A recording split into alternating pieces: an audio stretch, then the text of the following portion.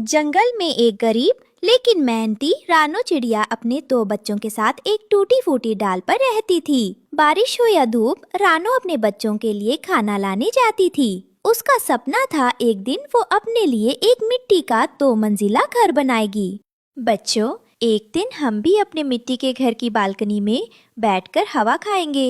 ऊपर एक कमरा और नीचे रसोई। सच मम्मा, 2 मंजिला घर? हाँ, और छत पर तुलसी का पौधा भी लगाएंगे। रानो जब मिट्टी जमा करके घर बनाने लगी तो पास की डाल पर बैठी गोरी कोवी और हरियाली तोती उसकी मेहनत को देखकर फुसफुसाने लगी। अरे वाह, देखो तो अब रानो 2 मंजिला बंगला बनाएगी।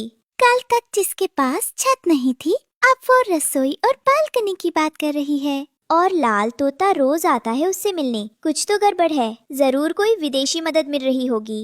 हमसे तो कभी नमस्ते तक नहीं करती, बरी बनी घूमती है। पास ही बैठे कालू कौवा ने रानो का बनता हुआ घर आज की वीडियो के प्यारे सब्सक्राइबर्स और फॉलोअर्स के नाम मायरा नाज, काजल, मनीष सेठ, हर्ष संतोषपुर, नेहा मिश्रा। जो नहीं चुने गए, चिंता मत करो, अगली बार तुम भी बन सकते हो जंगल के सुपरस्टार। दोस्तों, अगर आप भी चाहते हैं मैं आपका नाम अपनी कहानी में लूं, तो देर किस बात की, जल्दी से कमेंट करके अपना नाम हमें भर देखा तो उसकी आंखों में जलन भर आई। ये रानो अब अपना पक्का घर बनाने चाली है, वो भी 2 मंजिला। अगर ऐसा हुआ तो जंगल में मेरी क्या हैसियत रह जाएगी। मैं इसे चैन से नहीं रहने दूंगा। तभी मिट्टू तोता उड़ता हुआ कालू कौवे के पास आता है। क्यों कालू, किसी की मेहनत से जलन क्यों हो रही है? नहीं, मैं तो बस देख रहा था कि मिट्टी से 2 मंजिल घर कैसे बनता है।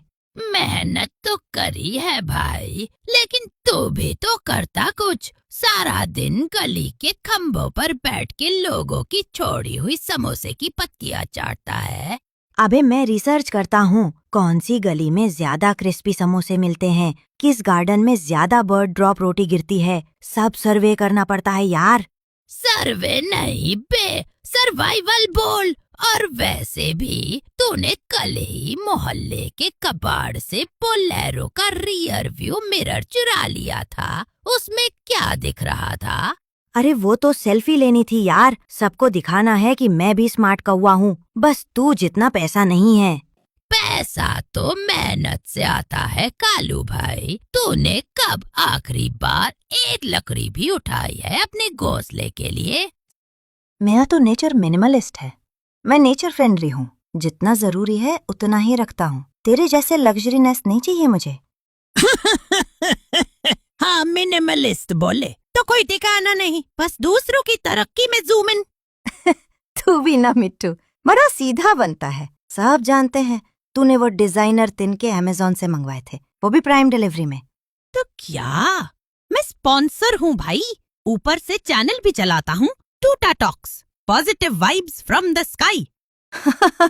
और एक दिन तू YouTube पे आकर बोलेगा, फ्रेंड्स, मैं पहले एक सिंपल टोटा था, फिर मैंने अपना ड्रीम नेस्ट बिल्ड किया। तो क्या करूँ, मेरी ऑडियंस मुझसे इंस्पायर होती है। ऑडियंस तो मुझसे भी होती है, मैं तो अंडरग्राउंड इन्फ्लुएंसर हूँ। और इस तरह मिट्टू तोता वहाँ से चला गया और कालू कौवा अब भी पेड़ की डाल पर बैठा रहा। और एक दिन लाल तोता, जो परदेश से आया था और रानो का पुराना दोस्त था, मिट्टी, लकड़ी और पत्तों से बना एक छोटा झूला लेकर आया। रानो जी, मैं आपके लिए एक सरप्राइज लाया हूँ। ये देखिए, स्विंग बच्चों के लिए इम्पोर्टेड है। आप हर बार इतनी मदद क्यों करते हैं? क्या करें, आपकी मुस्कुराहट प्राइसलेस है। बच्चे खुश होकर झूले पर झूलने लगे। घर बन चुका था 2 मंजिल मिट्टी का प्यारा घर। गोरी और हरियाली अब जाकर पास से घर देखने जाने लगी और उड़ते हुए गोरी बोली, अब जाकर देखते हैं, शायद बुला ले चाय पर।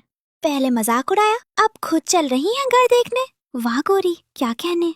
दोनों रानो के घर के बाहर पहुँचती है और गोरी रानो से कहती है, रानो बहन, घर बहुत सुंदर बना है, बहुत बढ़िया टेस्ट है आपका। शुक्रिया, कभी आइए, चाय पिलाऊंगी तुलसी अदरक वाली।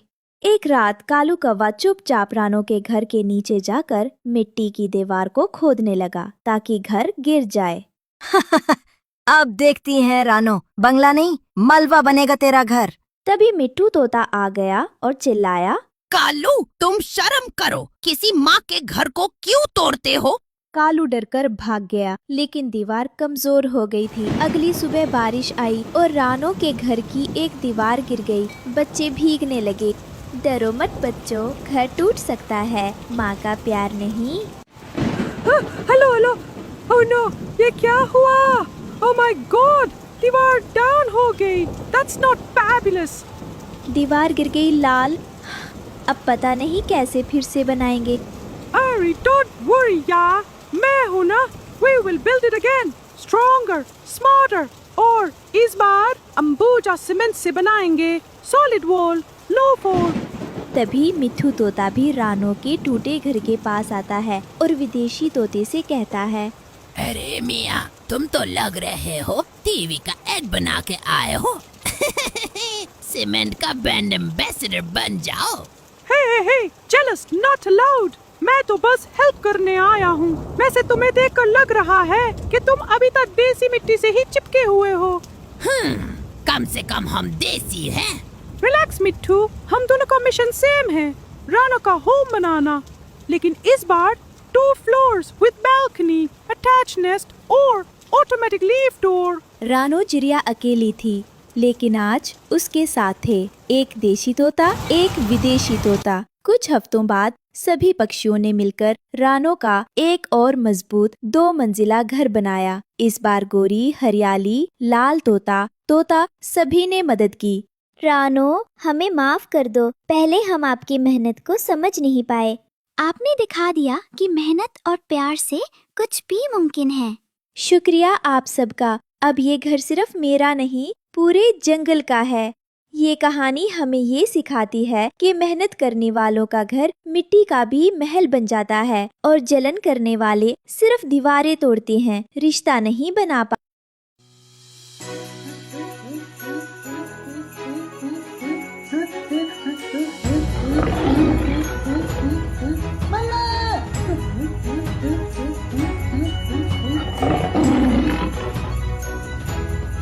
ये पंजाब नाम का गांव है। यहाँ एक जाना पहचाना मंदिर है। वही एक बोलने वाली गरीब चिड़िया आने जाने वाले भक्तों से खाना मांगा करती है।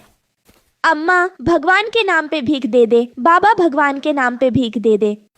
रानो चिड़िया यूं पुकारते हुए लोगों से भीख मांगकर अपना गुजारा किया करती थी। चाहे वो जितना भी गिड़गिड़ाए, फिर भी लोग उसे ज्यादा कुछ नहीं देते थे। एक बार गरीब रानो को बहुत भूख लगी थी। अम्मा, बहुत भूख लगी है, थोड़ा सा खाना दो। बापूजी, कुछ तो खाना दे दो, ऊपर वाले के नाम पर दे दो, कम से कम वो प्रसाद तो दे दो बाबा। ये सुनकर एक आदमी, क्या प्रसाद चाहिए? जानते हो, ये लड्डू मैं 2 घंटों से मेहनत करके लाइन में खड़े होकर ले पाया हूँ और तुम्हें यूं ही दे दूं? क्यों, कुछ मेहनत करके अपने लिए दाना नहीं ढूंढ सकती? बोलना तो सीख लिया है इंसानों की तरह, अब काम करना भी सीख लो। यूं भीख मांगने में शर्म नहीं आती? अगर मेरे तुम्हारी तरह हाथ पैर होते तो मैं भी मेहनत करके अपना गुजारा कर लेती। भूख लगी है बाबा, बस जरा सा खाना डाल दो। चल जा, पहले ही मुझे चिंता है कि इसमें से काजू निकलेगा कि नहीं। ऐसा कहकर वहाँ से वो आदमी निकल गया। एक बार उस मंदिर के पास एक शादी हो रही थी। गरीब चिड़िया वहाँ गई तो देखा कि वहाँ सब खाना खा चुके थे और बचा हुआ खाना कूड़े में डाल रहे थे। भाई, बहुत भूख लगी है, खाने को यूं कूड़े में डालने से अच्छा हमें दे दोगे तो हमारा पेट तो भरेगा। ऐसे खाने को बर्बाद मत करो। हाँ, तुम्हें खाने पे बुलाए अब। हाँ, इतने महान जो हो, या कहो तो तुम्हारे घर पर ही खाना भेज दूं। क्यों, भागो यहाँ से। ऐसा कहकर उस आदमी ने उस गरीब चिड़िया की बेइज्जती की। ठीक है, मैं खुद कूड़े से खाना ढूंढकर खा लूंगी, तुम इंसानों से बहस नहीं कर सकती। ऐसा कहकर वो कचरे में झांकने लगी तो उसे एक छतरी नजर आई। ये क्या इतनी सुंदर छतरी यूं कचरे में फेंकी पड़ी है, इसे मैं अपने पास ही रखूंगी, बारिश में धूप में मेरे बहुत काम आएगी। यूं सोचकर उसने वो छतरी उठा लिया और अपने घर आ गई। एक बार उस छतरी के नीचे बैठकर रानो, अम्मा भीख दे दो, बापूजी भीख दे दो, गरीब पक्षियों को दाना पानी दोगे तो ऊपर वाला तुम्हें भी दाना पानी देगा। यूं कहते हुए वो भीख मांगे जा रही थी। आज अगर कोई महान इंसान मुझे भीख दे दे तो कितना अच्छा होगा ना। ऐसा उसके सोचते ही एक अमीर औरत रानो चिड़िया के पास आती है। नन्ही चिड़िया, आज मेरा जन्मदिन है, ये लो खाना और कुछ बाजरे के दाने और ये ठंडा पानी भी। Thank you. तुम्हारा नाम क्या है? मेरा नाम नेहा है।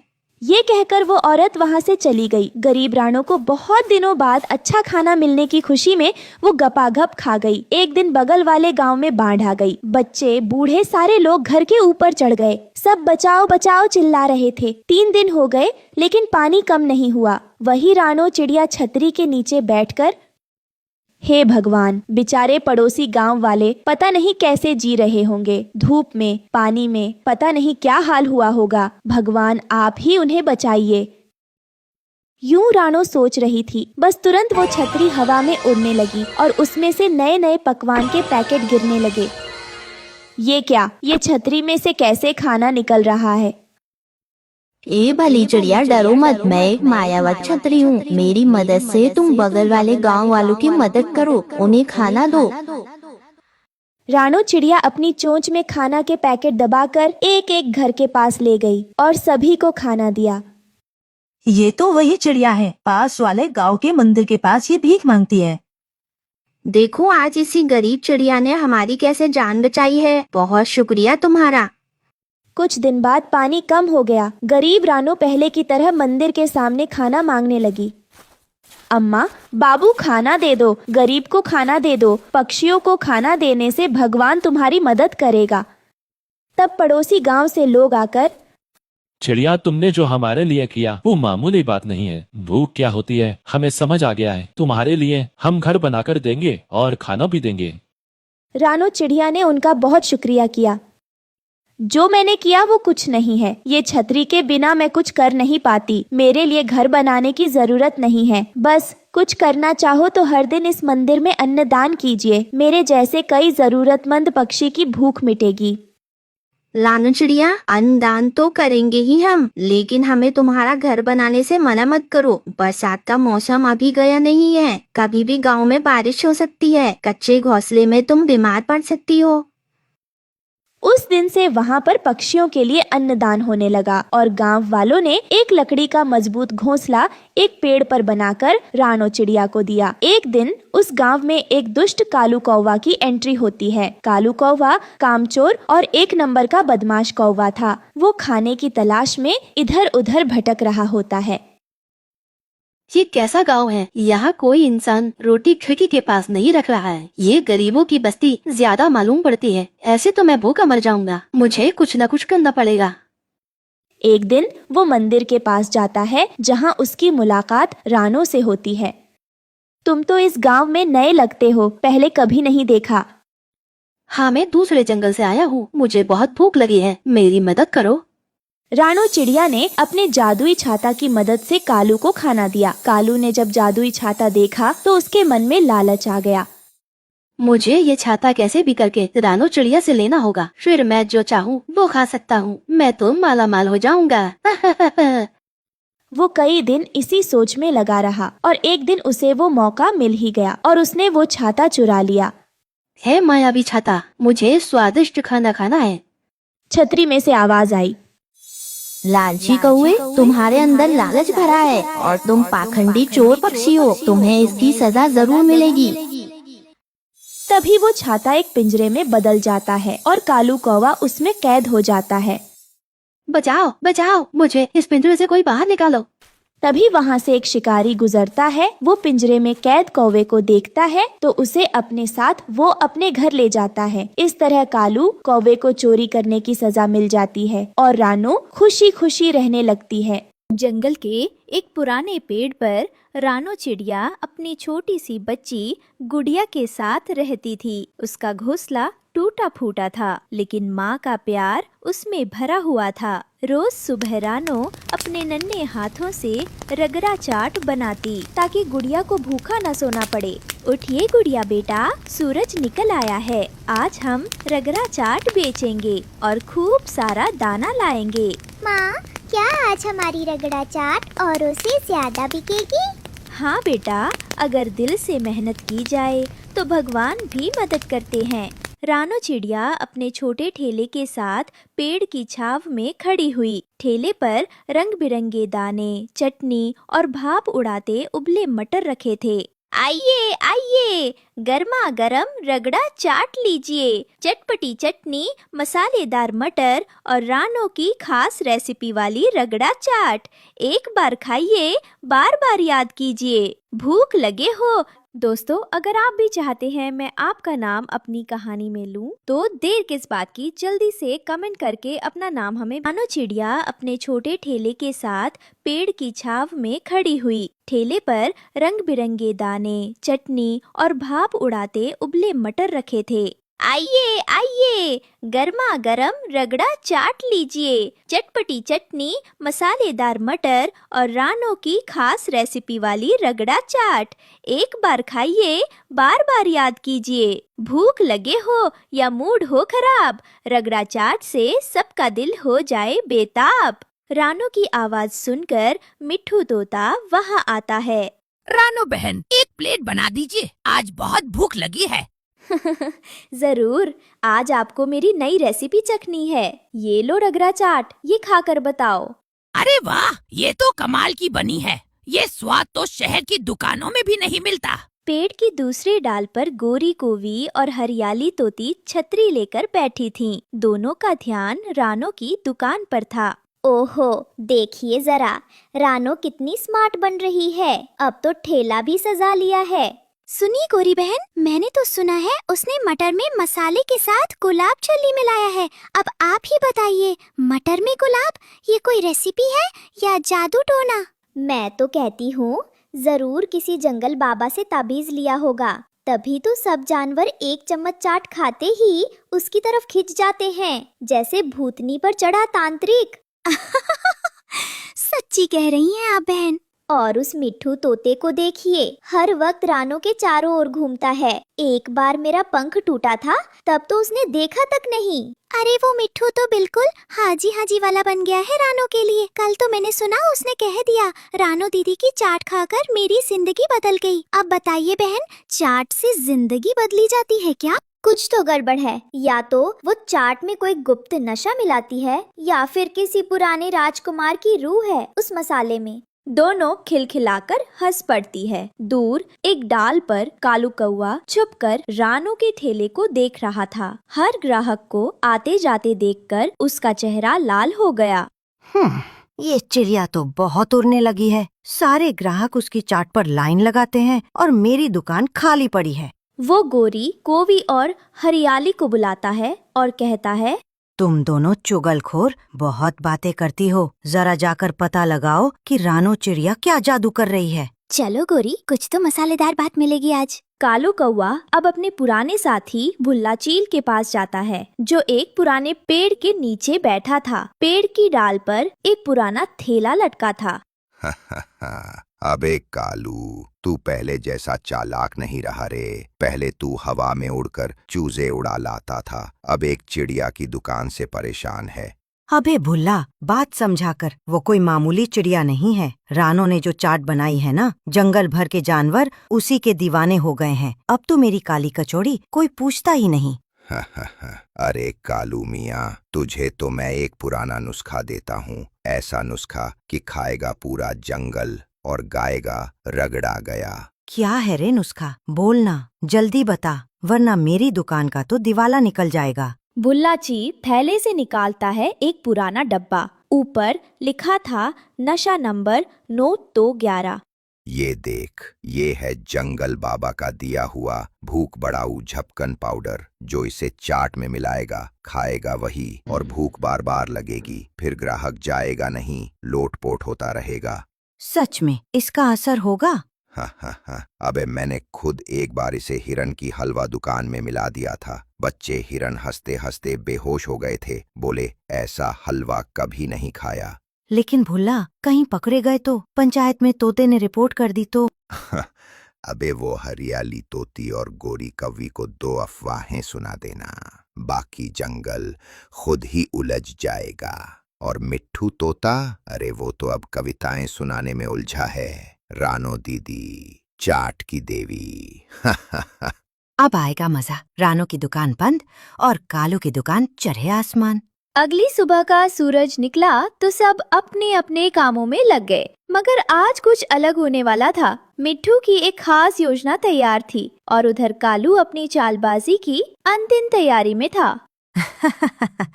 झपकन पाउडर, ये खाएंगे और फिर सबका होश उड़ जाएगा।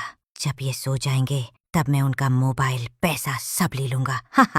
वो चाट सजाता है, ऊपर से झपकन पाउडर छिड़क देता है। वहीं दूसरी तरफ मिट्ठू तोता अपने साथी लाल तोते के साथ झाड़ियों के पीछे से ये सब देख रहा था। सब तैयार है मिट्ठू भैया? हाँ गोलू, जैसे ही कालू चाट बांटेगा हम उसे रंगे हाथों पकड़ लेंगे, मगर हमें खुद चाट नहीं खानी है, ठीक है? फिर कालू कौवा की चाट की दुकान पर गोरी कौवी, हरियाली तोती, बबली कबूतरी और छोटे छोटे बच्चे लाइन में चाट लेने लग जाते हैं।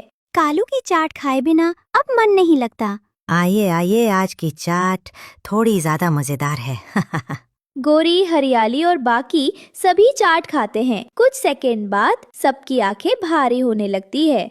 मुझे नींद आ रही है। क्या हुआ? ये चक्कर। एक एक करके सब नीचे गिरते हैं और सो जाते हैं। कालू खुश होता है और धीरे धीरे सबकी जेबें टटोलने लगता है। अब लूट शुरू। अचानक झाड़ी से मिट्ठू और गोलू कूदकर सामने आते हैं। ठहरो कालू, अब कोई नहीं सो रहा। ये रहा हमारा गुप्त कैमरा, सारी रिकॉर्डिंग हो गई है। पूरे जंगल में लाइव चल रहा है ये। नहीं, तुमने मेरी योजना कैसे जान ली? क्योंकि हमने तुझ पर नजर रखी थी और असली चाट तो हम पहले ही बदल चुके थे। ये तो नकली ग्राहक थे, सब एक्टिंग कर रहे थे। गोरी कौवी, हरियाली, मुनिया और बच्चे हंसते हुए उठते हैं। वाह मिट्ठू, क्या प्लान था, मजा आ गया। कालू डर से भागने लगता है। तभी मिट्ठू तोता कहता है, अब भाग मत कालू, जंगल की पंचायत तुझे सजा देगी। इस कहानी से हमें सीख मिलती है कि मेहनत, सच्चाई और धैर्य से कोई भी काम छोटा नहीं होता। जो दूसरों की बुराई करता है वो खुद गिरता है, और जो मुस्कुराकर उठता है उसे सारी दुनिया सलाम कर। जंगल में हल्की हल्की बारिश हो रही थी। रानो चिड़िया अपने घोंसले में बैठी थी। उसके पास कुछ भी खाने को नहीं था। उसके बच्चे